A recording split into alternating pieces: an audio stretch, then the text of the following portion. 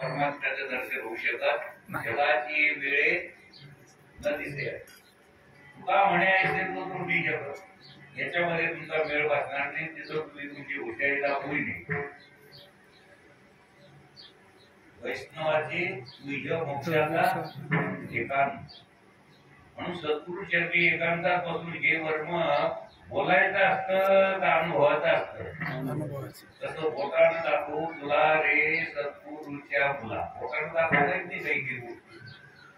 मुलाचा थोडा पिवळा धमक आहे हे कशावर दिसतं कानानं मला ऐकायचं कशावर दिसतंय चांगला गुळ आहे हे कशावर दिसतं डोळ्यानं दिसतं कळतं कशावर जिभेनं गोडी आहे हे कशाला सांगता येतं जिभेनं गोडी आहे जिभेनं सांगता येतं पण गोडी काय नेसून आली साडी का पितांबर गोडी दाखवा काळी आहे का गोडी आहे काळी आहे का गोरी आहे का भुरी आहे का उंची आहे का ढेगणी आहे दाखवण गोडी गोडी नाही का अनुभव नाही का सांगता येत नाही कसं आहे चारवा वर्ग आहे नास्तिक वर्ग आहे तो म्हणतो देव दिसत नाही म्हणा नाही कसा म्हणा ज्या अर्थी डोंगराच्या कडेला जो गुरु दिसतो त्या अर्थी यत्र यत्र धुमा यत्र यत्र जिथे जिथे गुरु दिसतो तिथे तिथे अर्थी आहे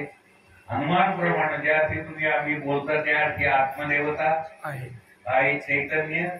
आहे चैतन्याशिवाय बोलणं येतं चैतन्याची शोभत असे म्हणजे चैतन्य हे अदृश्य जरी असलं तरी त्याच्याशिवाय या जगाचा कारभार चालू शकत चाले हे शरीर कोणाची असते कोण बोलायचे ते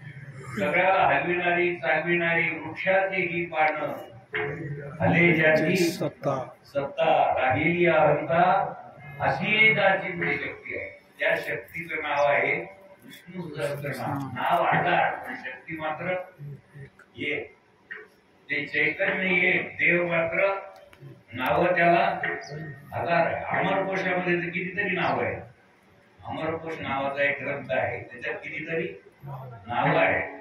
पण विष्णू सहस्त्र म्हणजे हजार त्याच्यात किती नाव आहे 1000 नाव मग 1000 देव आहेत का नाव 1000 आहे वेश 1000 आहे का देव 1000 आहे वेश आनंद आहे माऊली म्हणतात मी त्याला पाहिलं असं प्रमाण आहे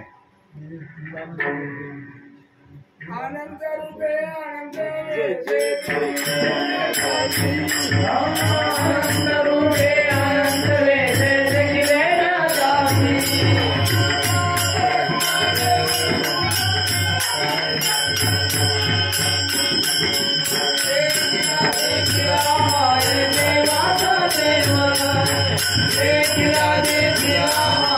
देवा